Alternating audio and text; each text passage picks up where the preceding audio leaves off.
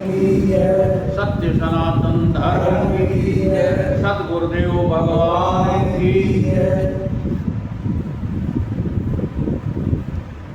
योग वशिष्ठ का उत्पत्ति प्रकरण चल रहा है, जिसमें 10 सर्ग हो चुके हैं। आज 11वें सर्ग पर जो है चर्चा होगी। सर्ग क्रमांक 11, उत्पत्ति प्रकरण। वशिष्ठ जी बोले कि हे राम जी, आत्मसत्ता नित्य शुद्ध अजर अमर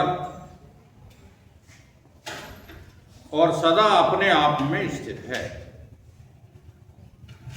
आत्मा जो होती है वो नित्य होती है। नित्य किसको कहते हैं? हमेशा, जो कभी हो कभी न हो, उसका नाम अनित्य है। भगवान कृष्ण ने गीता में कहा, मात्रा स्पर्शः तु कौन्तेय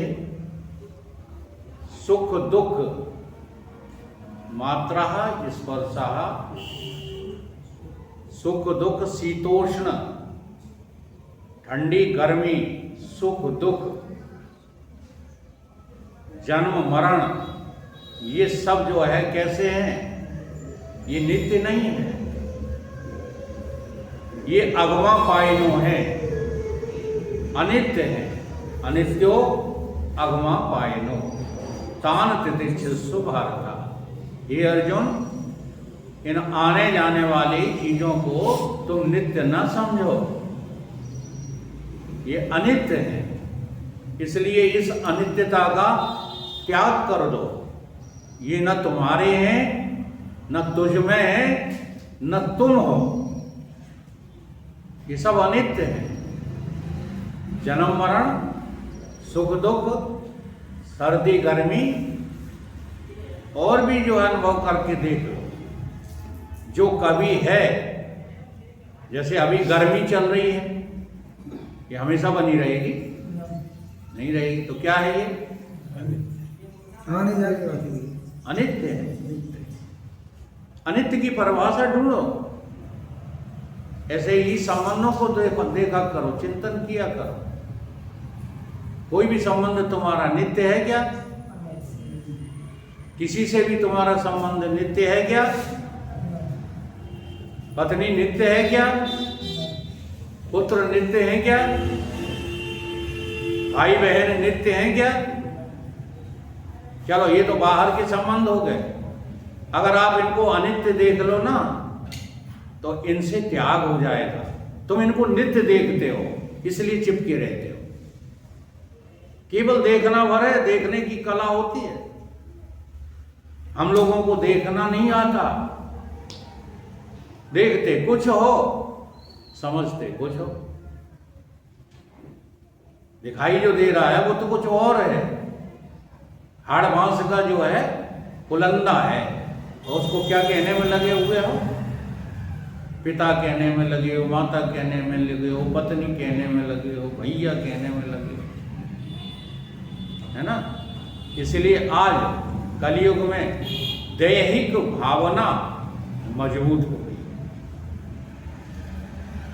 और सूक्ष्म जो संबंध बनते कहां से हैं? संस्कारों से। देखो कितना गहरा संस्कार डाला जाता है पति पत्नी के बीच में। अब ये सब खत्म हो गए। आज रिश्ता तय हुआ और कई 2 दिन बाद शादी। पहले हमारे समाज में ऐसा नहीं होता था। शास्त्र सम्मति बात है कि कम से कम जो है 1 सारंग बीत जाना चाहिए। 1 पाक बीत जाना चाहिए। 6 महीने बीत जाना चाहिए। काय में? शादी संबंध तय होने से विवाह था। तो पहले तय हुआ। जरा देखना, बहुत प्राचीन काल वाले भावों को भी उठाकर देख लेना। शादी जिस दिन से तय होती है, लड़का और लड़की की एक संस्कार पैदा हो जाता है। क्या संस्कार पैदा हो जाता है? लड़की के मन में आ जाता है कि मेरा कोई पति अमुक स्थान पर है।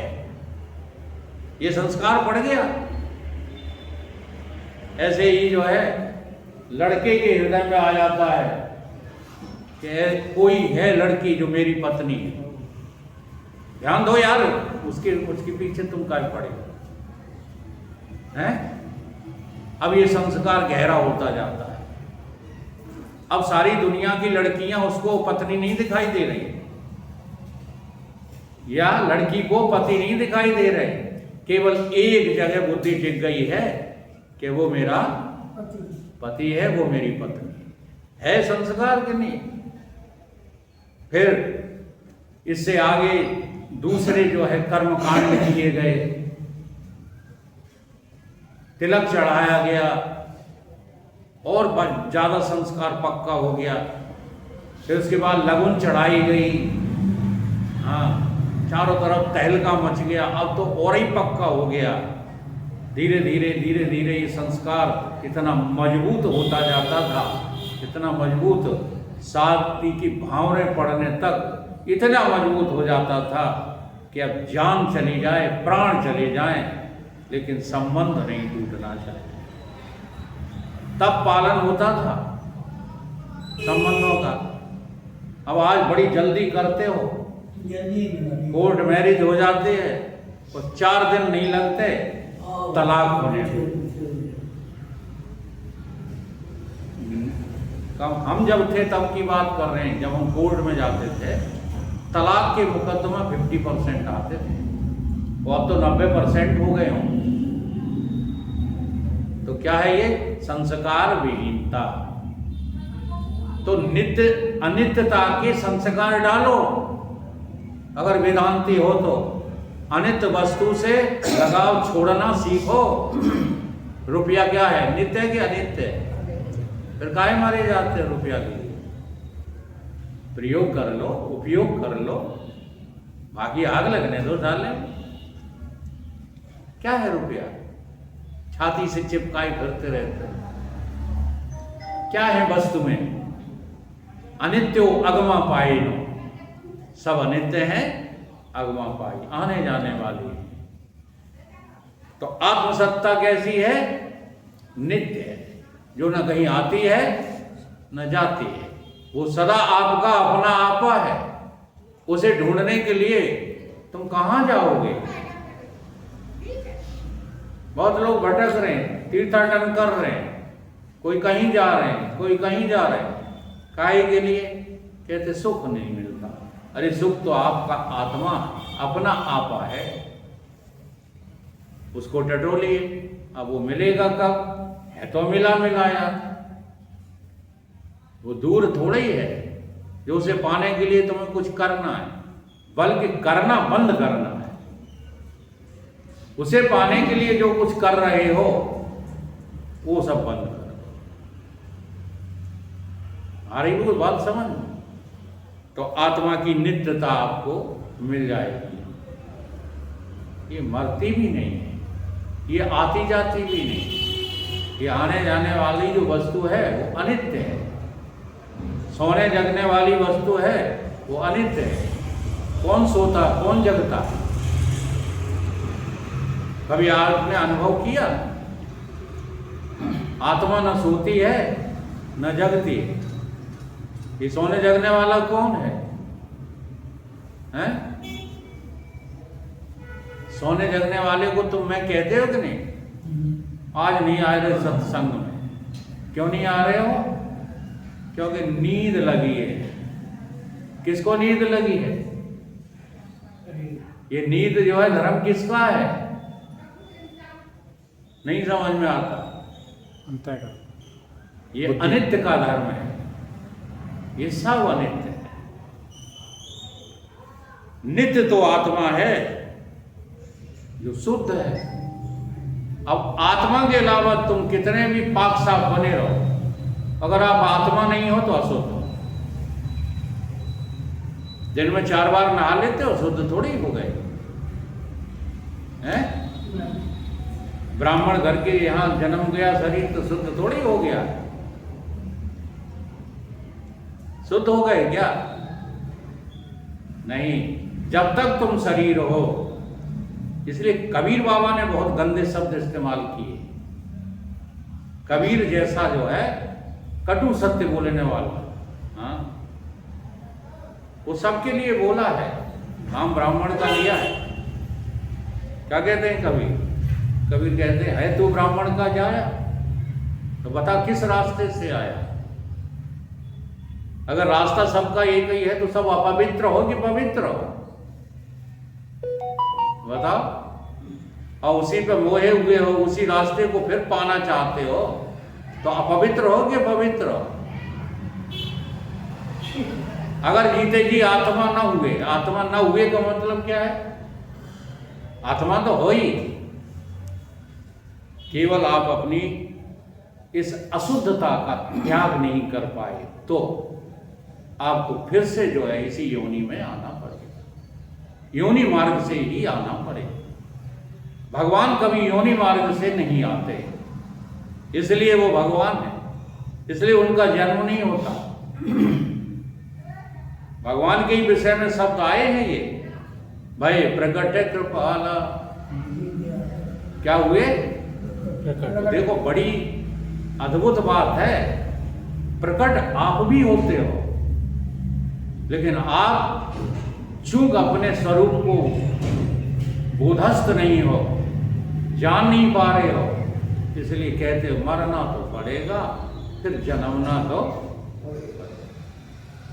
नहीं तो आप जन्मते मरते नहीं हो, संसार में आते हो फिर भी बिना जन्मे बिना मरे, लेकिन तब प्रकट और अप्रकट होते हो, जो अभी भी हो रहे हो। कभी जरा ध्यान में जाकर देखा तो करो, तुम ही प्रकट होते हो, तुम ही अप्रकट हो जाते हो। लेकिन उधर हमारा ध्यान ही नहीं, ध्यान तो रुपया में लगा हुआ है, ध्यान तो स्थूलता में लगा हुआ है, उधर हमारा ध्यान जाता ही नहीं।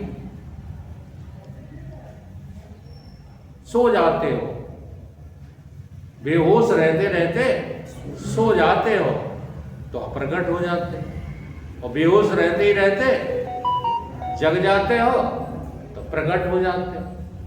तुम ही प्रकट अप्रकट हो रहे हो, कोई और थोड़ी हो रहा है।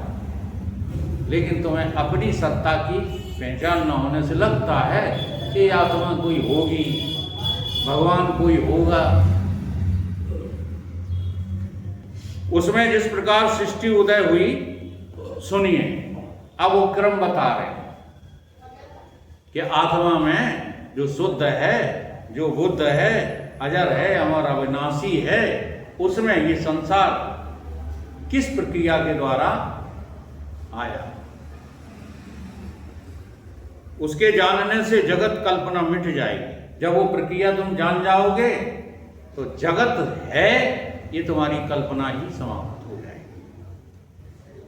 हे राम जी, भाव अभाव, ग्रहण त्याग, स्थूल सूक्ष्म, जन्म मरण आदि पदार्थों से जीव छेदा गया है। इन सब चीजों से तुम्हारा क्या कर दिया गया? छिद्र विक्षिप्त कर दिए गए। हाँ, जैसे बहुत सुंदर चीज हो, एक बार जो है नई सीट डला के लाए मोटरसाइकिल की, और हमने एक जगह खड़ी कर दी। वहां कुछ बच्चे खेल रहे थे, पता नहीं उन बच्चों में क्या शैतानी, छोटे छोटे छोटे छोटे छोटे छोटे हजारों छेद कर दिए मेरी सीट में। हाँ, ये समझ, ऐसे ही तुम्हारी आत्मा को छेद डाला गया है। किसके द्वारा? बालक बुद्धि के द्वारा छेद डाला है। इतने छिद्र हो गए हैं, इतने छिद्र हो गए हैं कि अब उनको बारी बारी से बंद करने की कोशिश में लगे पड़े हो, वो बंद होते नहीं। भाव अभाव देखो बता भी दिया, ग्रहण त्याग, स्थूल सूक्ष्म, जन्म मरण आदि सब पदार्थों से लेकर के तुमको छेदा गया है। उससे तुम जो है मुक्त नहीं हो पाए। जैसे चूहे सुमेर पर्वत को चूर्ण नहीं कर सकते, वैसे ही तुमको संसार के ये पदार्थ छेद नहीं सकते। केवल ना समझी से तुम छिदे घूम रहे हो। हे राम जी, आदि शुद्ध देव अचेत चिन्ह मात्र है। आत्मा कैसा है? आत्मा कैसा है? शुद्ध। एको देवः सर्वभूतेषु गुणः सर्वव्यापी सर्वभूतरंतात्मा। अचेत है और चिन्ह मात्र। अचेत भी है और चिन्ह मात्र भी है। रात को देखो तो अचेत, और सुबह देखो तो चिन्ह मात्र सत्ता से ही संसार खड़ा। बड़े गजब की बात है, सुबह सुबह संसार तुम खड़ा करते हो, हैं? और खड़ा करके भोगों में लिप्त होकर के क्या कहते हो कि संसार किसी अन्य ईश्वर ने बनाया है। यही तो कहते हो।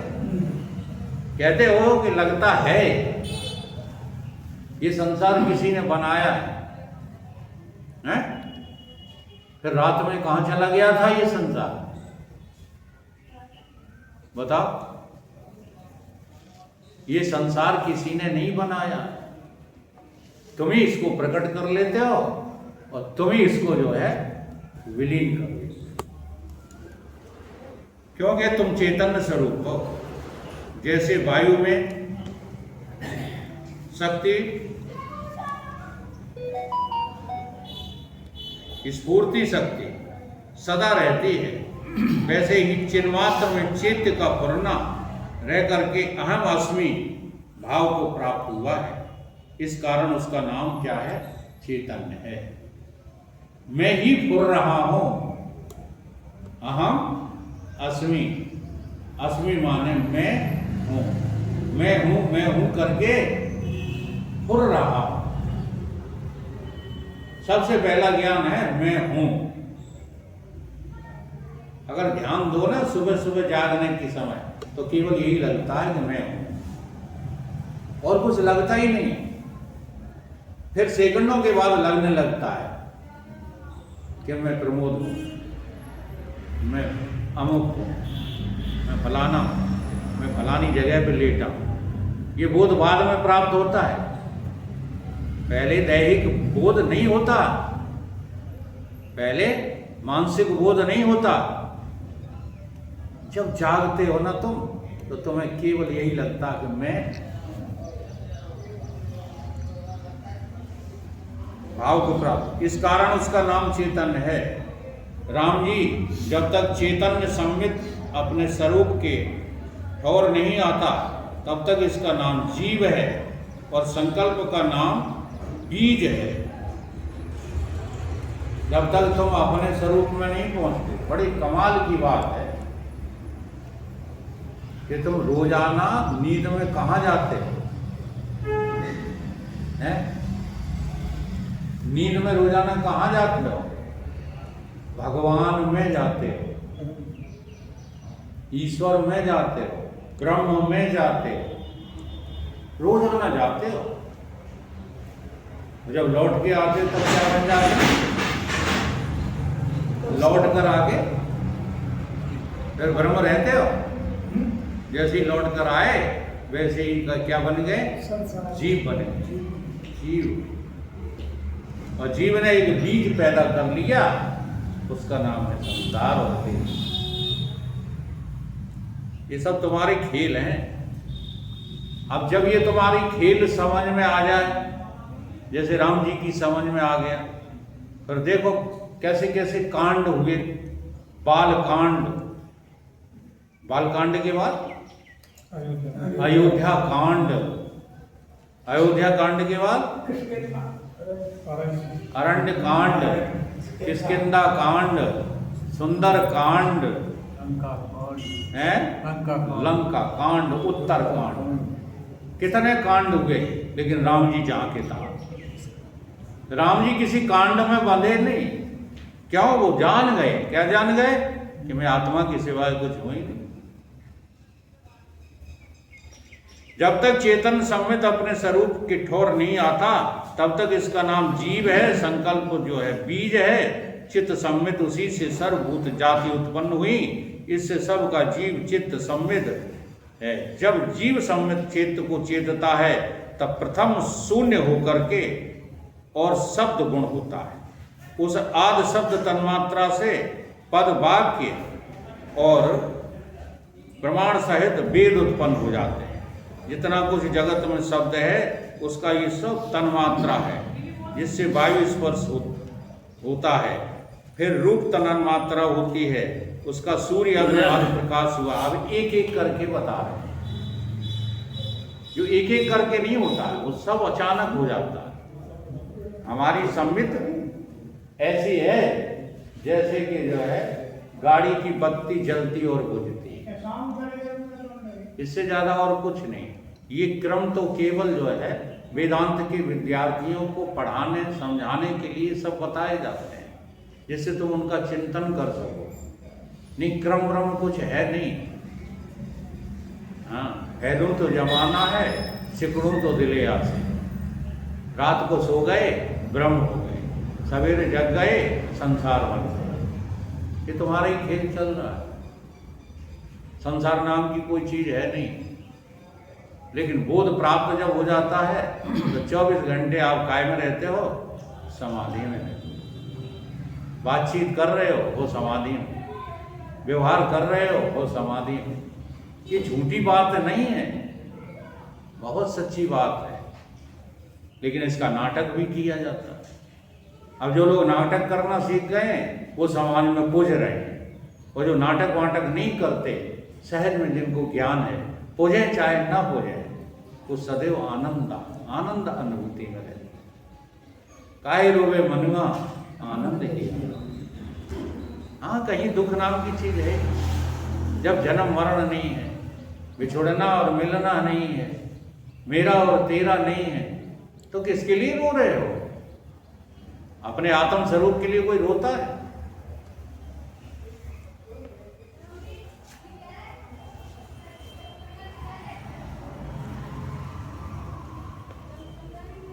फिर तन्मात्रा हुई, उससे सूर्य अग्नि आदि प्रकाश हुए।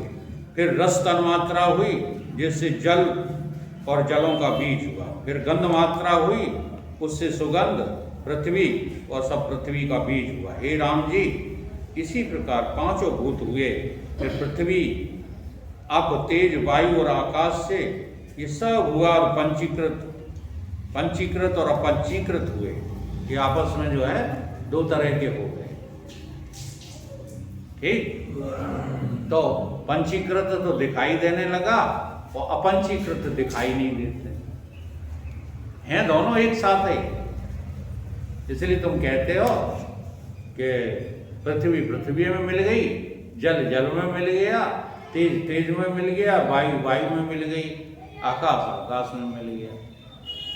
और फूंक दही जैसे हो रही। ये हो क्या गया कि मिला बोली कुछ नहीं। बड़ी विचित्र बात है। जैसे साइकिल का ट्यूब, हवा भीतर है और बाहर भी है। अब ये दो हवा है, बाहर की वायु अलग है, साइकिल के ट्यूब की वायु वो अलग है कि एक ही है, एक ही। फिर मिलेगी कब? जब पिंचर होगी। पहले अमिली थी, पिंचर होने के बाद साइकिल ट्यूब पिंचर हो गया तो मिल गई। बस यही भ्रम मिटाना है। सब मिले मिलाए हैं, कहीं अलग से मिलाना नहीं है। तुम्हें न मिलने का भ्रम पैदा हो गया। ये पांच तत्व की जो है पंचीकृत काया को तुम अपनी मैं कहने लगे, और बाकी सबको कभी मैं कहते हो। हाँ, पानी मैं हूं कभी कहते हो, पृथ्वी मैं हूं कभी कहते हो, कभी नहीं कहते। न समझते हो न कहते हो, जबकि हो तो। इसलिए पांच तत्व की काया, ये पांच तत्व में लीन रहने दो, इससे तुम्हारा कुछ लेना देना नहीं। ये भूत शुद्ध चिदाकाश रूप नहीं है, क्योंकि संकल्प और मैलयुक्त हैं। इस प्रकार चिद अणु सृष्टि भासी है। जैसे बट बीज में से बट का विस्तार होता है, वैसे ही चिद अणु में ये सृष्टि विस्तृत हो गई है। कितना छोटा होता है बीज, बट का बीज बहुत बारीक, उसमें कितना विराट वृक्ष खड़ा हो जाता है तो वास्तव में क्या, बीज ही। ठीक इसी प्रकार से तुम चेतन स्वरूप हो, बहुत सूक्ष्म अति सूक्ष्म हो। तुम्हारी बुद्धि जब रगड़ करके सूक्ष्मता को प्राप्त होगी, तब तुम्हारा सूक्ष्म स्वरूप अपनी बुद्धि में भास होने लगेगा। और जब भास होने लगेगा तब तुम्हें दिखाई देगा कि वही सूक्ष्म चित्त तत्व ही तो विराट बन के संसार में खड़ा है। यही दिखाया था भगवान ने, कृष्ण ने अर्जुन को। ऐसे सिर थोड़ी दिखाए थे बना बना के। यही बात जो राम जी को वशिष्ठ जी समझा रहे हैं, यही कृष्ण भगवान ने अर्जुन को समझा दिया था कि ये संसार कुछ और नहीं, तुम्हारा विराट स्वरूप ही तो है। तो बाहर देखो तो विराट, वो अंदर देखो तो सूक्ष्म अति सूक्ष्म सत्ता तुम्ही। कहीं क्षण में युग, कहीं युग में क्षण, क्षण भासता है। चिद अणु में अनंत सृष्टि फुरती है। जब चित सम्मित चैतन्योमुख होता है, तब अनेक सृष्टि होकर भासती है। जब चिद सम्मित चैतन्योमुख होता है, तुम्हारी जो चेतना है, जी हाँ, जब वो चैतन्योमुख होती है, तब ये सृष्टि जो है बनती है। तो हमें लगता है कोई और तीसरा आदमी बनाता है। ये वो दो का ही खेल है। अगर सृष्टि है तो तुम चेतना हो, और सृष्टि नहीं है तो तुम शुद्ध चेतन हो। बाकी तीसरे को कहीं जगह ही नहीं। जब चिद सम्मित चैतन्योमुख होता है, तब अनेक सृष्टि होकर भासती है। और जब चिद सम्मित अपने आप में जो आ जाता है, तब आत्मा का साक्षात्कार हो जाता है। ठीक है, यही बाहर संसार खड़ा कर देता है, यही अपने में लौट करके आत्मा का साक्षात्कार होता है। साक्षात स्वरूप आत्मा ही हो तुम। इससे इस जगत के बीज सूक्ष्म भूत हैं, और इनका बीज चिद अणु ही है। मूल बीज क्या है? आत्मा। संसार के मूल बीज का नाम क्या है? आत्मा। आत्मा ही संसार रूपी वृक्ष बन के खड़ा है, और संसार रूपी वृक्ष ही चिद रूप से, सूक्ष्म रूप से आत्मा ही है। इसलिए संसार में कहीं किसी से कोई लगाव अच्छी बात नहीं। अपने आप का चिंतन करो, अपने आप में मस्त रहो, अपने आप में रमण करो। तुमसे बड़ा इस ब्रह्मांड में कोई और है। जाने कहां कहां लगे हैं, लटके हैं लोग। ज्ञान से हटते ही तुम्हारी चिद सम्मित में तमाम बातें पैदा हो जाती हैं, और वही धड़कनें बन करके और बीमारी विकार रूप धारण करती। जैसे कल की घटना बताएं, ये जो ऊर्जा मंत्री है ना, हाँ, ये हमारे रिश्तेदार लगते हैं, और नंबर 1 का गधा लड़का है, गधा एक। जैसे यहाँ से किसी पकड़ मुंडे को पकड़ के मिनिस्टर बना दिया जाए, ठीक। इसके पीछे कितनी जनता लगी हुई है। कलेक्टर, डिप्टी कलेक्टर, एसपी, आगे आगे उसकी गाड़ी, और पीछे पीछे पूरे विभागों के अधिकारियों की गाड़ी। कम से कम होगी 50 गाड़ी, और वो कौन सी बजती है, वो सायरन बजता चला जा रहा है। और इसको देख करके अच्छे अच्छे ज्ञानियों के हौसले टूट जाते हैं। हे भगवान, हमारे पीछे भीड़ कब आए। ये क्या है? अज्ञान। अज्ञान ही तुमको दिखा रहा है ये भीड़ भाड़। अज्ञान ही दिखा रहा है ये इनिस्ट्री मिनिस्ट्री, अज्ञान ही दिखा रहा है देश विदेश। ज्ञान में ये सब कुछ नहीं है। ज्ञान तो अविभाज्य है, ज्ञान का कभी विभाजन नहीं होता। ये भीड़ भी हमारी है, ठीक, और निर्जनता भी हमारी ही है। हम ही निर्जन हो जाते हैं, हम ही भीड़ को धारण कर लेते हैं, हमारे अलावा कोई है थोड़ी। ऐसा जिसको दिखने लगता है, लगने लगता है, बस वही मुक्त पुरुष कहलाता है। नहीं तो ये दुनिया में पूजने वाले, चाहे वो किसी भी रूप में, नेता के रूप में, साधु के रूप में, या अन्य किसी रूप में पूज रहे हैं, वो ज्ञानी व्यानी नहीं है। हाँ, ज्ञानी होने का धोखा जरूर है। जैसे संकल्प आकाश रूप है, वैसे ही जगत भी आकाश रूप है। आत्मा अनुभव आकाश रूप है, जिससे क्षण में अनेक रूप हो जाते हैं। जैसे संकल्प नगर और स्वप्नपुर होता है, वैसे ही ये जगत भी स्वप्नाकार दिखने लगता है। तुम्हारे संकल्प से ही, मात्र संकल्प से ही एक नगर खड़ा हो जाता है, उसे कहते हैं स्वप्न नगर। खड़ा हो जाता है कि नहीं हो जाता? अच्छा, स्वप्ने में तुम आज गैयों को चारा डाल रहे थे कि सत्य में? जब हमने फोन किया तो भारत ने कहा गैयों को चारा डाल रहे, तो ये गैयों को चारा स्वप्न में डाल रहे हो कि सत्य में? हाँ, जैसे ही तुम इसको सत्य समझोगे, यही अभिमान तुम्हें अज्ञानी बना देगा। ये सब सपना है। बुरा करो तो सपना है, अच्छा करो तो सपना है। करा करी जहां तक है सब सपने में है, सत्य में कोई करा करी है ही नहीं। तो जैसे स्वप्न नगर और स्वप्नपुर खड़ा हो जाता है, वैसे ही ये जगत भी तुमने खड़ा कर लिया है। ये बड़ा सपना है, वो छोटा सपना है, दोनों सपने। तुम जितना भी अभिमान पूर्वक लगे पड़े हो जगत में, ये स्वप्न कार्य चल रहा है। एक बार तुम इसे स्वप्न समझ लो तो सब जगह से तुम्हारा मोह हट जाएगा। हे राम जी, इस जगत का मूल पंचभूत है। इस जगत का मूल क्या है? पंचभूत, और जिसका बीज सम्मित और स्वस्वरूप चिदाकाश। मूल रूप से तो बीज क्या है?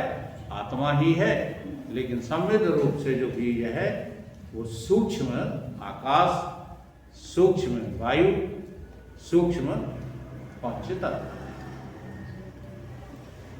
और स्वरूप चिदाकाश है। इसी से सब जगत चिदाकाश स्वरूप है। द्वैत और प्रपंच ये कुछ भी है। बोलिए सतगुरुदेव।